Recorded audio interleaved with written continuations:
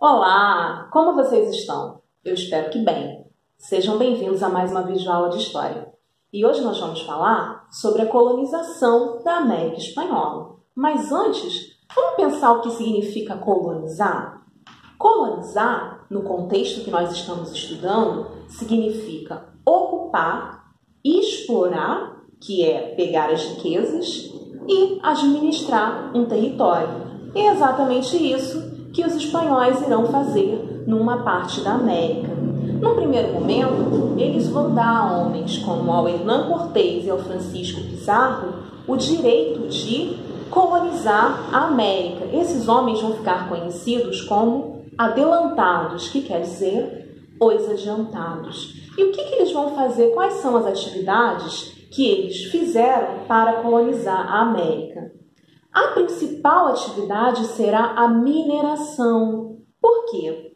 Porque a partir de 1545, os espanhóis foram encontrando minas muito ricas de ouro e prata na América. Em 1545, eles encontraram Potosí, uma mina riquíssima que fica na atual Bolívia. Logo no ano seguinte, eles encontraram a mina de Zacatecas, que fica no atual México. E quem será que fazia o trabalho pesado de descer ao fundo das minas e voltar a subir com o peso dos minerais encontrados, do ouro e da prata? É claro que esse trabalho mais pesado, ele era feito pelos indígenas através de trabalhos forçados. Agora eu quero que você preste muita atenção nos dois tipos de trabalhos forçados que eu vou falar agora.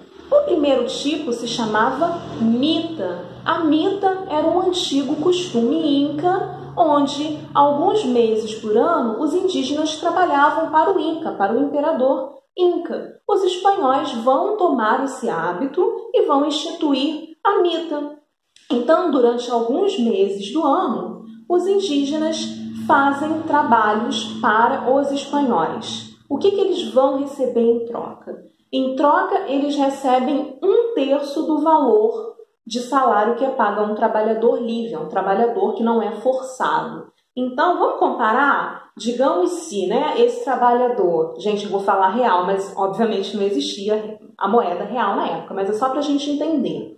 Se um trabalhador livre recebesse R$90 por mês, o trabalhador mitaio ele receberia 1/3 disso, que seria R$30, não é mesmo?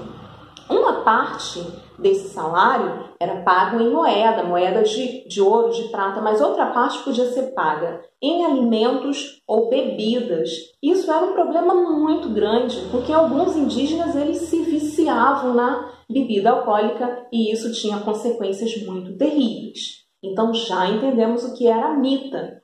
O segundo tipo de trabalho forçado que eu quero que vocês compreendam é a encomienda. A encomienda consistia no direito que os colonos espanhóis ganhavam de explorar o trabalho dos indígenas e, em troca, o que eles tinham que fazer? Pagar os indígenas? Claro que não. Em troca, eles tinham que pagar uma série de impostos, de taxas para a coroa espanhola. E o que os indígenas ganhavam em troca desse trabalho? Assistência material, que era roupa e comida, e assistência religiosa. Os colonos deviam ensinar para eles o cristianismo. Na prática, nada disso acontecia. Muitos indígenas não aprendiam cristianismo e viviam esfarrapados e viviam morrendo de fome. Essa era a realidade. E esse trabalho nas minas, como eu já comecei a falar, ele era muito perigoso. Tinha o risco da mina explodir, tinha o risco da mina desabar, sem contar que esses trabalhadores indígenas ficavam muito doentes, porque o local era muito insalubre. A maioria deles pegava pneumonia e morria, ou acabava se viciando em bebida alcoólica, porque era uma forma que eles encontravam, se embriagando para poder realizar aquele tipo de trabalho tão forçado. Tem uma frase de um religioso da época, o Frei Domingo de Santo Tomás, que é muito interessante e ajuda a gente a entender como eram as coisas nesse momento. Ele fala o seguinte: o que se envia para a Espanha não é ouro nem prata, e sim o suor e o sangue dos indígenas. E ele realmente, como eu acabei de falar, estava certo, porque grande parte dos indígenas morriam fazendo esse trabalho de mineração. Mas a mineração não era o único trabalho realizado na colonização espanhola da América. Havia também a agricultura. Então, os colonos espanhóis, cultivavam principalmente as espécies nativas da América. Vocês sabem qual é? Batata, milho, cacau e tabaco. E eles trouxeram também a cana-de-açúcar, que não é nativa da América.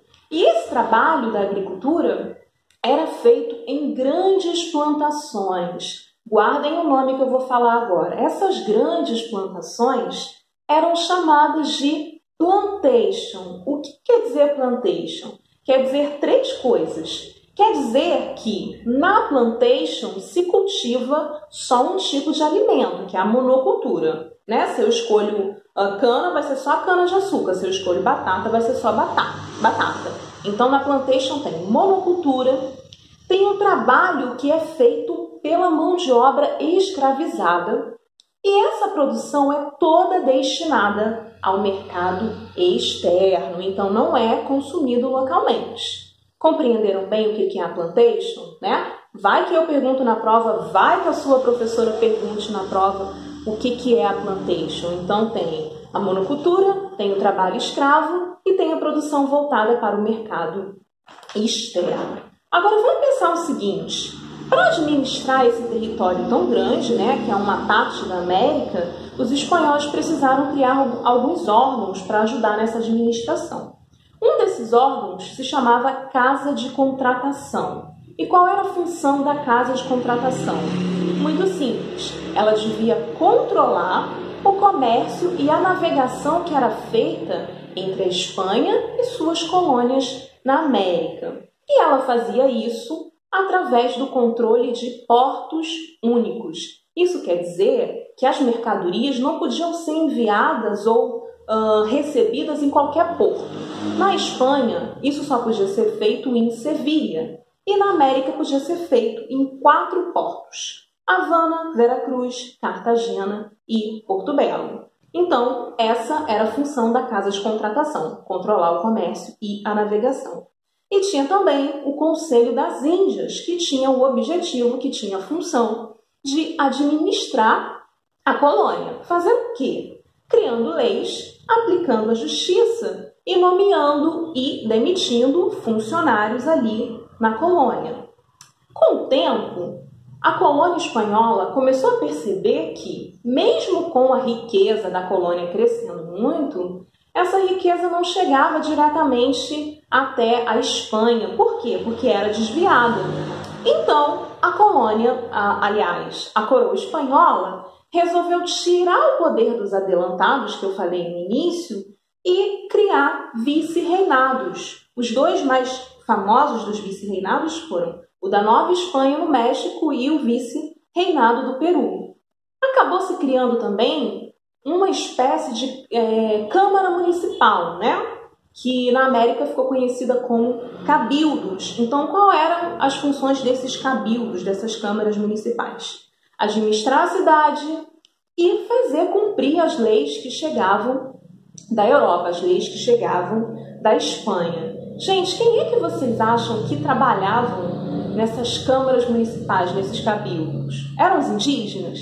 Eram os escravizados? É claro que não. Mas antes de eu falar quem trabalhava nos cabildos, a gente precisa pensar em como era composta a sociedade colonial espanhola na América. Então já imaginem aí na cabeça de vocês o nosso triângulo, a nossa pirâmide social, onde quem está no topo tem as melhores condições e onde quem está na base vive da pior maneira possível.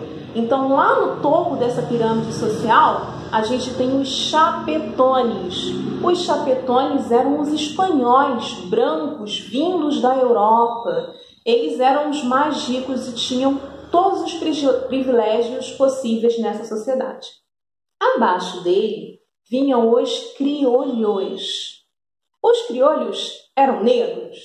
Pelo contrário, os criolhos eram brancos, filhos dos espanhóis, mas eles tinham nascido na América. Isso já era um fator para que eles fossem discriminados. Os crioulos eram ricos, eram brancos, mas eles não ocupavam altos cargos como os chapetões. Eles só podiam ocupar os cabildos, as câmaras municipais que eu falei anteriormente. Então temos chapetões, crioulos, logo abaixo nós temos os mestiços. Os mestiços eles eram os filhos dos espanhóis, dos brancos com as índias e as africanas. Esses mestiços formavam grande parte da população e realizavam serviços mais simples, como carpinteiros, ferreiros, capatazes. Logo abaixo dos mestiços vinham os indígenas, que, como eu já falei, eles trabalhavam, nas fazendas, nas plantações e nas minas. E abaixo dos indígenas vinham os africanos escravizados, que tinham que viviam as piores situações nessa sociedade. O que é importante frisar é que na sociedade colonial espanhola, na América, a cor da pele, os traços físicos eram muito importantes, eles eram um fator de discriminação. Então, quanto mais próxima a sua aparência fosse de um europeu, de um espanhol, mais privilegiada a pessoa era. E quanto mais distante a aparência fosse dos brancos espanhóis, mais discriminada a pessoa era. Gente, isso não é muito diferente da nossa sociedade do Brasil hoje em dia, não é verdade? Então, vou ficando por aqui. Peço a você que curta o vídeo, que se inscreva no canal e não deixe de assistir a próxima gravação, que vai ser sobre a colonização portuguesa na América. Beijos!